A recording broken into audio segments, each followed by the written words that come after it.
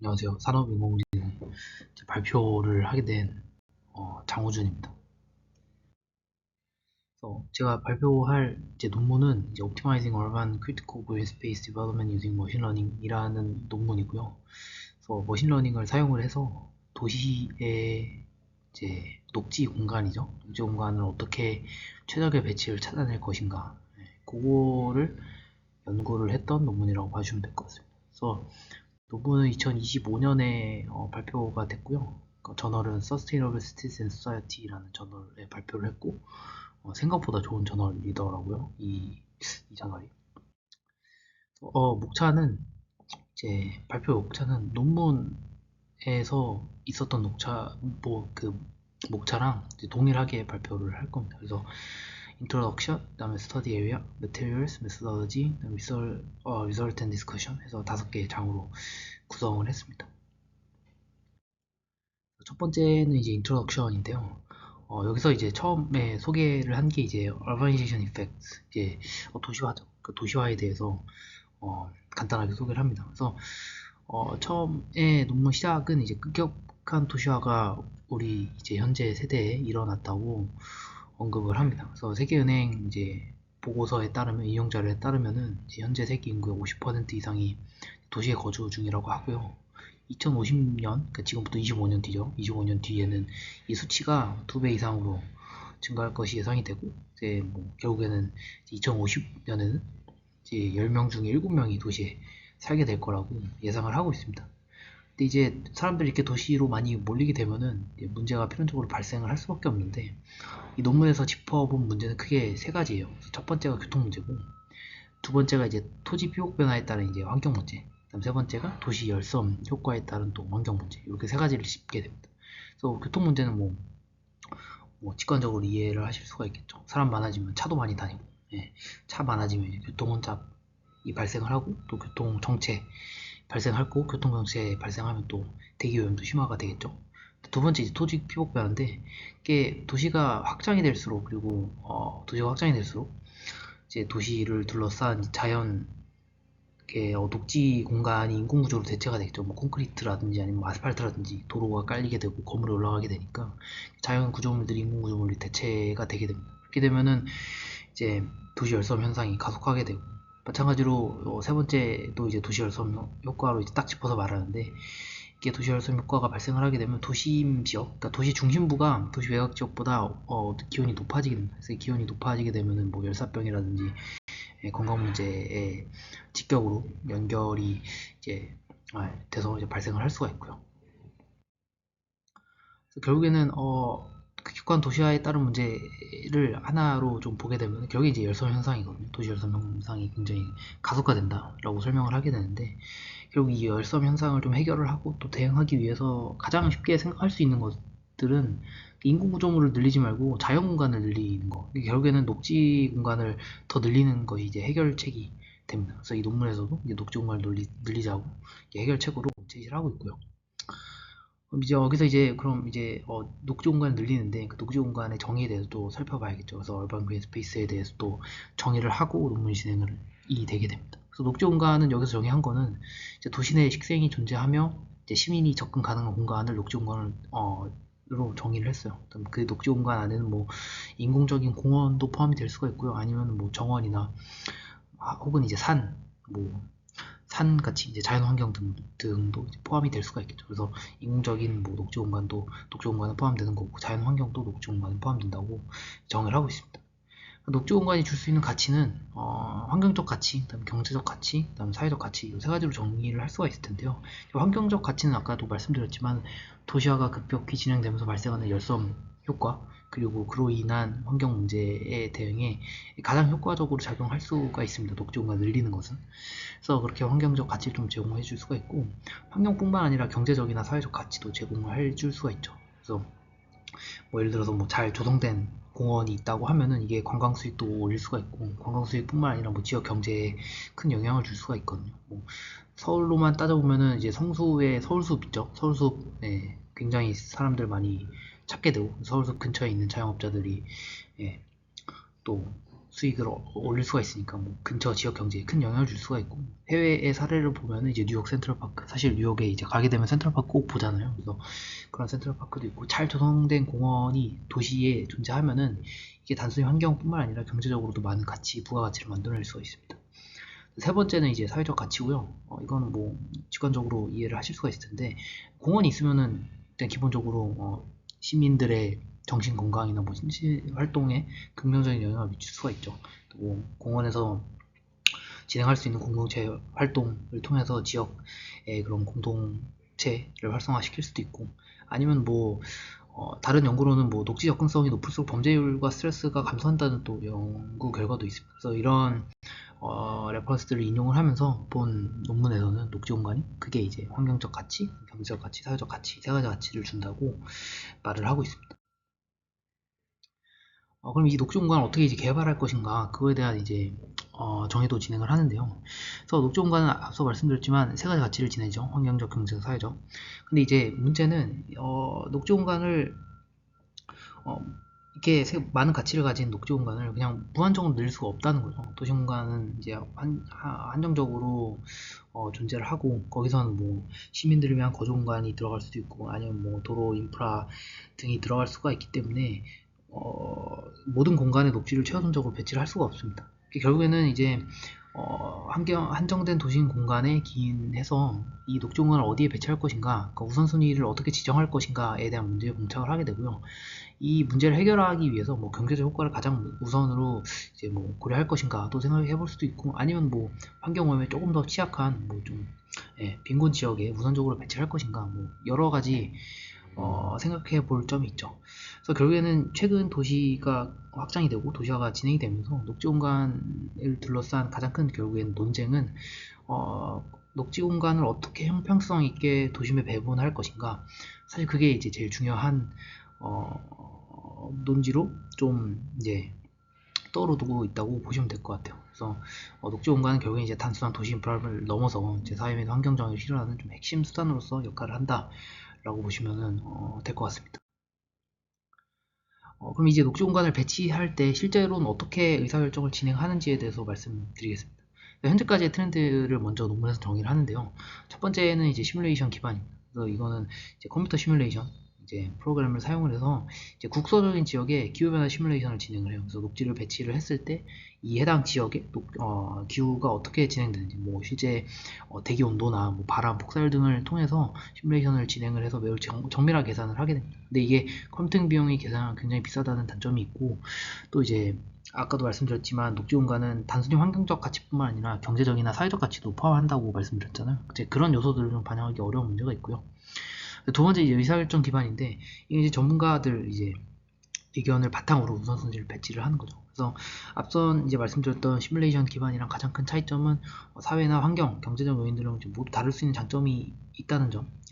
그런 게 이제 장점이지만, 단점으로는 이제 이런 전문가 의견이라는 게 대도시 전체에 확장하기 어렵다는 이제 단점이 있습니다. 그래서 뭐 서울 같은 도시만 봐도 굉장히 큰 도시인데, 그 도시에서 뭐 강서구랑 강남구랑 의사결정을 할 때 이게 들어가는 녹지의 위치가 또 다를 거거든요. 그러니까 뭐 강남은 뭐 예를 들어서 뭐 경제적 요인을 더 고려한다든지, 뭐 다른 부분은 뭐 환경적 요인을 고려한다든지, 이게 지역마다 다 다릅니다. 그렇기 때문에 이게 국소 지역에서 대도시로 확장을 하기에는 굉장히 어렵다는 문제가 있고요. 결국엔 정리를 해보면 시뮬레이션 기반 같은 경우에는 사회 환경적 요소의 반영이 좀, 사회 경제적 요소죠. 사회 경제적 요소에 좀 반영이 어렵다는 단점이 있고, 의사결정 기반 같은 경우에는 이제 국소 지역에서 대도시로 확장이 어렵다라는 단점이 있어요. 그래서 논문 저자들은 이 두 단점을 좀 극복을 하기 위해서 AI를 좀 이제 도입을 하려고 이제 노력을 하게 되는 거고요. 그래서 여기서 이제 제안하는 프레임워크 같은 경우에는 결국에는 이제 머신러닝을 이제 접목을 시키려고 합니다. 그래서 기계학습을 바탕으로 36개의 사회 환경 경제 지표를 통합적으로 분석을 해서 도시 녹지 개발 우선순위 맵을 생성을 해서 정책 제언을 하는 논문이라고 봐주시면 될 것 같아요. 그래서 기계학습의 가장 큰 장점은 아무래도 이제 폭넓은 데이터 사용성과 좀 범용성, 그리고 확대성이라고 좀 생각이 들거든요. 그렇기 때문에 기존의 시뮬레이션 기법이나 혹은 의사결정, 전문가들 통한 의사결정 기법에 비해서 조금 더 확장성이 높고, 또 복잡한 지표들도 좀 같이 고려할 수 있다, 그런 장점을 가지고 있습니다. 이제 스터디 에리아에 대해서 좀 말씀드려 보도록 하겠습니다. 이게 이제 이란에서 나왔던 논문이고, 그래서 이란 테헤란을 연구 범위로 지정을 해요. 그래서 오른쪽에 보시는 이미지는 이란의 그 자치구라고 생각하시면 될 것 같고, 총 22개의 구에 대해서 폭넓게 분석을 진행을 합니다. 그다음에 이제 데이터에 대해서 말씀드리면, 데이터는 이제 사회 경제적 측면 그리고 환경 측면 두 가지로 고려를 하는데요. 사회 경제적 측면부터 말씀을 드리면은 총 23개 지표를 반영을 합니다. 그래서 테헤란 시로부터 이제 공공 데이터를 수집을 해서 반영을 하게 되고요. 간단하게 예시로 제가 좀 말씀드리면, 성비나 여성 고용률, 교육 수준, 경제 참여율, 총 부양비 같은 이제 사회적 측면 혹은 경제적 측면의 변수들도 고려를 하고요. 그 다음에 이제 녹지 관련 도시 인프라 측면도 여기에 포함을 시킵니다. 그래서 3만 평 이상 공원 면적 혹은 3,000평 이상 공원 면적을 계산을 해서 변수를 삼거나, 혹은 이제 그린벨트 면적을 또 계산을 해서 변수로 사용을 하게 됩니다. 이제 두 번째로 고려하는 데이터는 이제 환경 측면이고요. 환경 측면은 13개 지표를 사용을 하게 됩니다. 그래서 기상청이랑 위성 데이터를 같이 사용을 해서 정량적인 지표를 만들어내는데요. 우선 이제 기상청에서 수집한 데이터는 보게 되면 지표면 2m 높이에서의 기온, 혹은 이제 풍속, 혹은 지역별 초미세먼지 농도 이러한 지표들을 사용을 하고, 위성 데이터 같은 경우에는 이제 이미지 데이터를 받아서 그 이미지 데이터를 지리정보 시스템으로 처리를 해가지고 정량적인 지표를 뽑아냅니다. 그래서 이미지 데이터를 그대로 사용하는 건 아니고, 요거를 다시 이제 태블릿 데이터로 바꾼다라고 생각해 주시면 될 것 같아요. 그래서 보게 되면은 주간 지표면 온도 같은 거 계산을 할 수가 있고요. 야간 지표면 온도도 마찬가지고, 식생지수나 도시화 지수 혹은 이제 수분 지수 같은 거를 계산을 해서 반영을 하게 됩니다. 그래서 총 39개 변수를 사용을 해서 36개죠. 36가지 지표를 사용을 해서 예측을 하게 됩니다. 그래서 이제 메소로지에서 태스크랑 기계학습에 대해서 조금 더 말씀을 드리려고 하는데요. 우선 이제 태스크는 이진분류 과업으로 상정을 합니다. 그래서 목표 같은 경우에는 이제 도심 각 섹터의 녹지랑 비녹지를 구분하는 것이 됩니다. 그래서 녹지를 이제 총 2044개 지역이 있는데, 요거 이제 클래스 1번으로 놓고요. 그 다음에 테헤란시에 있는 2788개의 비녹지 지역을 클래스 0으로 넣어서 기계학습으로 요 두 개를 분류를 하는 걸로 목표를 잡게 되죠. 독립변수는 아까도 말씀드렸지만 섹터별로 통합된 36가지 지표를 사용을 해서 해당 섹터가 이제 녹지가 있는지 혹은 이제 녹지가 없는지 그거를 예측을 하는 과업을 수행을 한다고 보시면 될 것 같습니다. 사용한 이제 기계학습은 여러 가지 방법론을 고려를 하는데요. 그래서 보게 되면 이제 랜덤 포레스트, 그다음에 익스트림 그레디언트 부스팅 혹은 라이트 그레디언트 부스팅 머신, 그리고 에스터트리스에서 총 4가지 모델을 고려를 하게 됩니다. 모델을 선택 시에는 밸리데이션 데이터를 통해서 성능 검증을 하고요. 그래서 일반 성능이 가장 높을 것 같은 모델을 산출을 해서 최종 모델로 사용을 하게 됩니다. 그래서 오른쪽은 이제 아까도 오른쪽 이미지는 이제 아까 말씀드렸던 이제 녹지랑 비녹지를 구분해서 테헤란시에다가 이미지로 시각화를 한 자료인데요. 초록색이 녹지가 있는 부분이고 빨간색이 녹지가 없는 부분일 거라고 이라고 생각을 해주시면 될 것 같습니다. 결국에는 머신러닝으로 저 빨간색과 초록색을 좀 분류를 하는 거가 최종 목표가 되는 것이죠.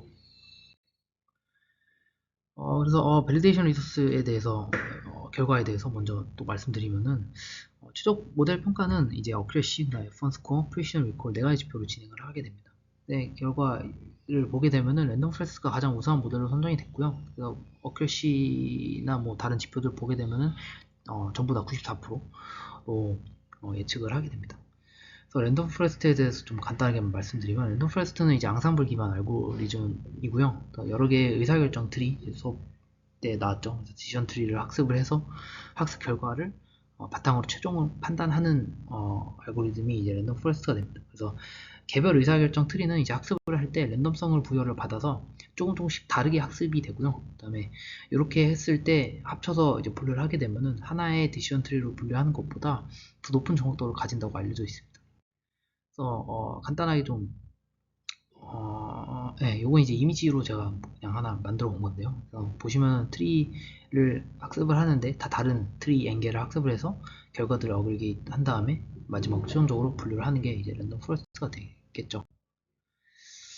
간단하게 좀 이해를 또 직관적으로 좀 이해를 해보자면은, 이제 하나의 트리를 분류한 것보다 이제 높은 정확도를 가진다고 제가 말씀드렸는데, 예를 들어서 이제 디션 트리의 오차율이 0.5보다 있다고 가정을 하게 되면은 이 디시전 트리들의 의사들을 합해서 종합을 해서 분류를 한 랜덤 포레스트의 오차율은 지수적으로 감소하게 됩니다. 그래서 그 그래프를 오른쪽에다가 제가 첨부를 해놨어요. 그래서 빨간색 선이 이제 랜덤 포레스트에 대한 오차율이게 되고요. 파란색 선이 베이스 클래시파이어, 그러니까 뭐 디시전 트리가 되겠죠. 디시전 트리의 오차율이 되는데 디시전 트리의 오차율이 0.5보다 작을 때는 빨간색 실선이 지수적으로 감소하게 되겠죠. 그래서 뭐 0.2, 그러니까 개별 그 소분류기들의 오차가 0.2만 돼도 사실 거의 0에 가깝게 수렴합니다. 랜덤 포레스트의 오차율은. 그래서 이걸 이제 간단하게 계산해서 좀 더 직관적으로 이해를 해보면, 뭐 예를 들어 25개의 디시전 트리가 있는데 이 디시전 트리가 틀린 선택을 확률이 0.35라고 가정을 하겠습니다. 에러 레이트가 0.35라고 가정을 했을 때 25개의 의사를 종합한 랜덤 포레스트가 틀린 선택을 할 확률은 약 0.06 정도가 되거든요. 그래서 이 계산이 굉장히 제가 수식을 적어놨으니까 한번 봐주시면 될 것 같아요. 그 다음에 이제 말씀드릴 거는 결과인데, 이제 결과인데 독립 변수의 이제 NDVI, 그러니까 NDVI가 식생지수였거든요. 식생지수를 포함한 결과가 어큐레시가 94%였고, 이 식생지수를 제거한 결과를 이 사람들이 한 번 더 봅니다. 그래서 그렇게 한 이유는 사실 식생지수가 해당 지역의 녹지 조성 여부를 간접적으로 알려주는 굉장히 강력한 지표로 작용을 하거든요. 그래서 이거를 빼고 어느 정도, 그러니까 사회 환경적 요소만으로도 우리가 녹지가 있는지를 예측을 할 수 있는가, 그걸 좀 보려고 이 지수를 빼고 한 번 더 예측을 시도를 합니다. 그래서 랜덤 포레스트를 사용을 해서 마찬가지로 NDVI 변수를 제거를 하고 예측을 했을 때 어큐레시가 좀 많이 떨어지긴 하죠. 그래서 어큐레시 보면 64%고 프리시전이 64%, 그 다음에 65%, F1 스코어 64% 정도의 성능으로 나오게 됩니다. 상당히 많이 떨어지고요. 그다음에 이걸 바탕으로 그 다음으로 이제 이 사람들이 한 거는 성능이 좀 떨어지긴 하지만 그래도 이제 사회경제적 팩터, 그러니까 녹지의 조성에 좀 많은 영향을 미치는 사회경제적 팩터를 좀 도출을 하기 위해서 이 NDVI를 제거를 하고 적합한 모델에서 변수 중요도를 산출을 하게 됩니다. 그래서 이게 이제 랜덤 포레스트에서 뽑아낸 변수 중요도인데요. 그래서 보게 되면 LLST 가장 이제 야간 지표면 온도가 가장 기여도가 22.8로 가장 높게 나왔고요. 그다음에 좀 흥미로운 것은 SP라고 해서 어린이랑 노인 인구수가 또 그 다음으로 중요한 변수로 나왔고, 그 다음에 ER 교육률이 되는데 이 교육률도 마찬가지로 또 중요하게 됩니다. 그 밑으로는 뭐 주간 지표면 온도, 초미세먼지 온도, 풍성 뭐 이런 데이터들이 중요한 피처로 이제 선별이 되고요. 그 다음에 이 모델을 바탕으로 최종적으로 하는 건 이제 맵을 도출. 마지막으로 이제 이 사람들이 한 거는 어크래시가 아무래도 스탑에 다 녹지를 심어 놓습니다. 스탑에 녹지를 다 심어서 과연 이 녹지 심었을 때 시뮬레이션 돌려봤더니 가장 맥시멈하게 떨어지는 건 0.67도가 떨어지고, 그 다음에 평균적으로 그 지역에서 한 0.2도 정도 떨어졌다라고 결과를 내게 됩니다. 그 다음에 이제 리미테이션이고요. 리미테이션 같은 경우에는 모델 성능 문제가 일단 있을 수가 있죠. 아까도 말씀드렸지만 NDVI라는 지표를 제거했을 때 성능이 굉장히 낮게 되고, 그래서 이게 과연 일반화 성능이 납득할 수 있는 성능인가 라고 했을 때는 사실 제가 보기엔 좀 어렵다고 생각을 하거든요.